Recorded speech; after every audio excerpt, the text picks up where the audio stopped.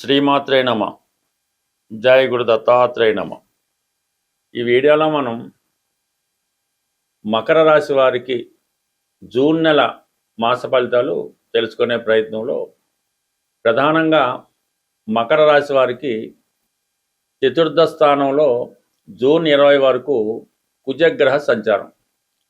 ఇది కుజునికి స్వక్షేత్రం అవటం వల్ల ఒక 20 రోజుల పాటు రుచిక మహాపురుష యోగం అనే పంచమహాపురుష యోగం ఈ మకర రాశి వారికి యాక్టివేట్ అవ్వడం జరుగుతూ ఉంటుంది.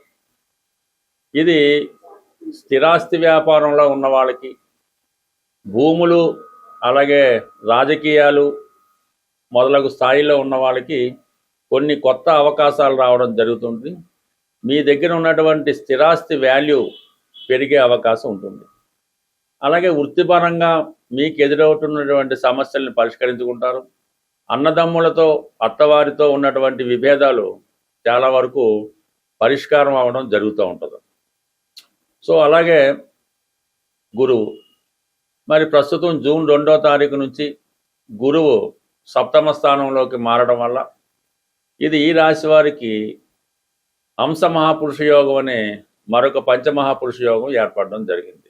అంటే గురువు యొక్క సప్తమ దృష్టి రాశి మీద పడడం వల్ల సప్తమంలో గురు సంచారం మీ జీవితంలో చిన్న చిన్న బలహీనతల నుంచి బయటపడడం జరుగుతుంటుంది.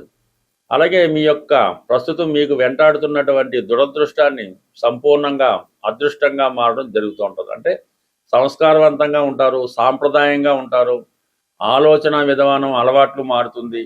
బయట వారికి ఒక ఆధ్యాత్మిక వ్యక్తిగానో ఒక మంచి వ్యక్తిగానో కనబడడం జరుగుతూ ఉంటుంది. సో ఏదైనా ఇది మీ జీవితంలో ఒక గొప్ప మార్పుకి కారణమవుతుంటుంది. రాబోయే ఒక 5 నెలల పాటు చిన్న చిన్న సమస్యల నుంచి బయటపడడం జరుగుతుంది.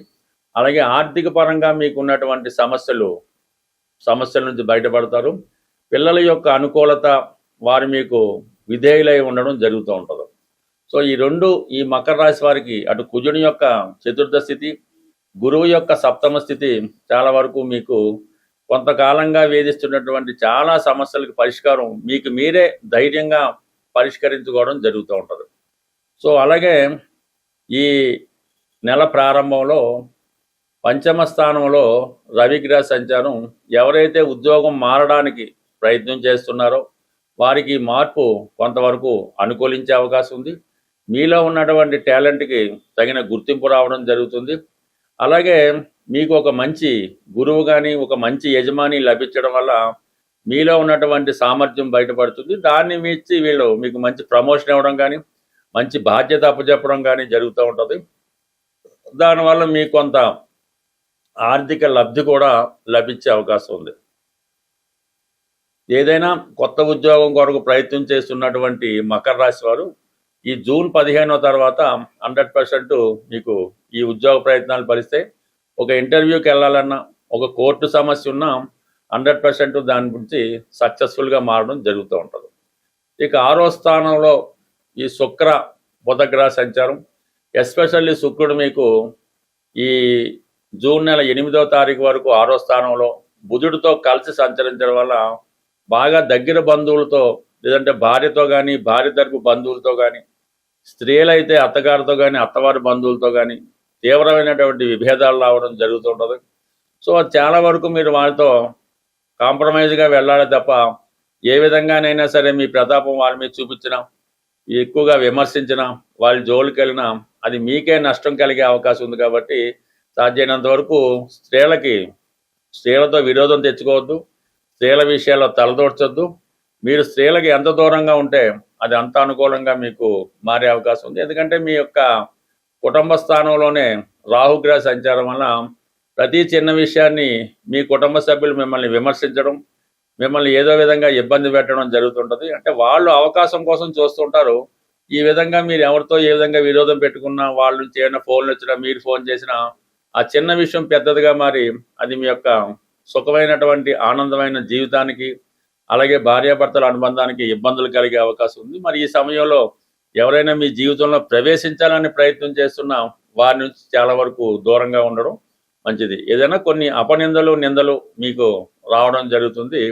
వాటి నుంచి జాగ్రత్తగా ఉండడం మంచిది. బట్ అలాగే తృతీయంలో ఉన్నటువంటి శని భగవానుడి పైన గురువు యొక్క దృష్టి పడుతుంది మాట సప్తమం నుంచి. అందువల్ల ఇంతకాలంగా మీరు ఏదైనా కొత్త ఉద్యోగం కోసం, వృత్తి మారడానికి కోసం ప్రయత్నం చేస్తుంటే దాని ప్రభావం నుంచి కంప్లీట్గా బయటపడి ఒక కొత్త జీవితానికి ఇది కారణం అవుతుంది.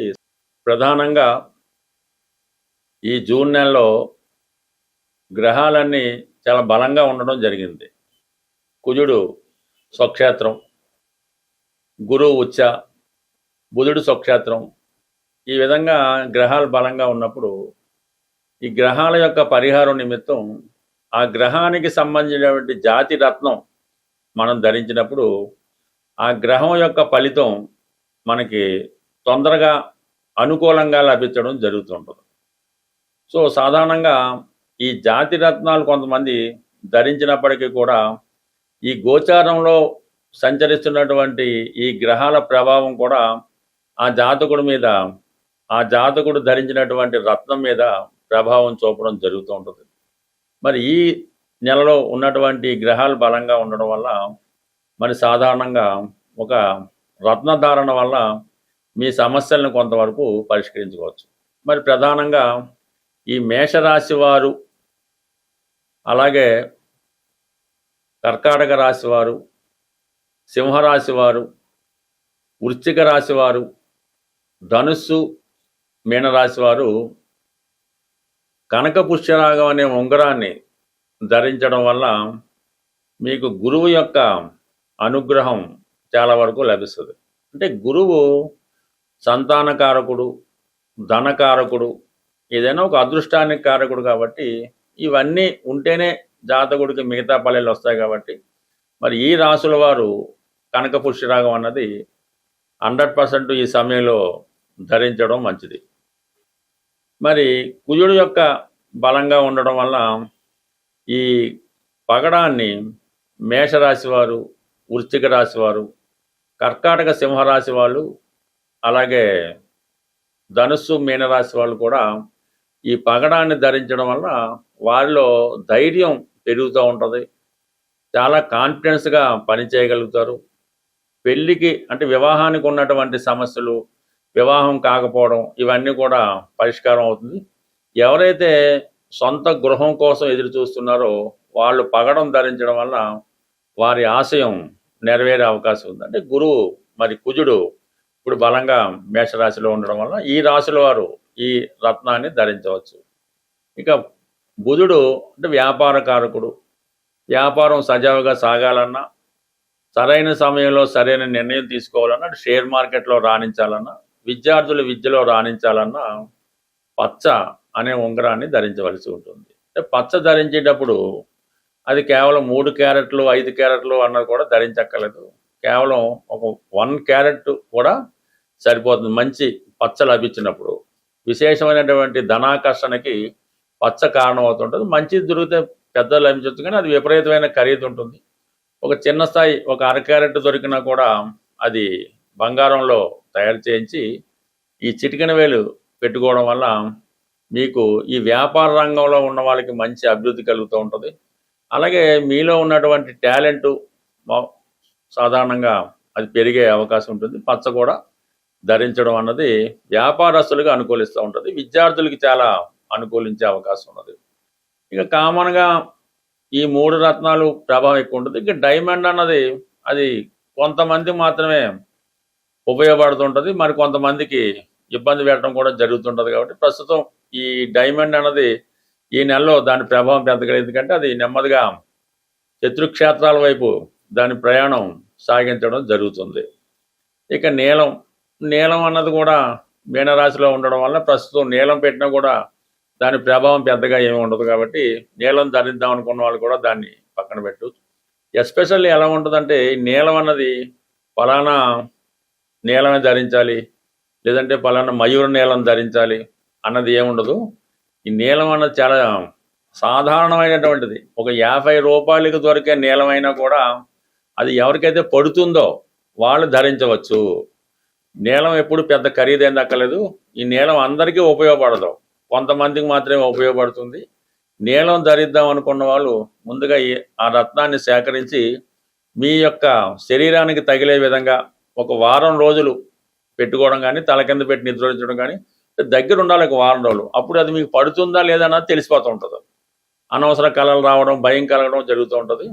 నీలం మాత్రం ఏది పడితే అది ధరించడం, ఎవరు చెప్పి ధరించడం అనేది కొంచెం జాగ్రత్తగా ఉండవలసిన స్టోన్ కాబట్టి, ఏదన్నా నిర్భయంగా ఎవరిని అడగకుండా ధరించగలిగే ఏకైక స్టోను కనక పుష్యరాగం.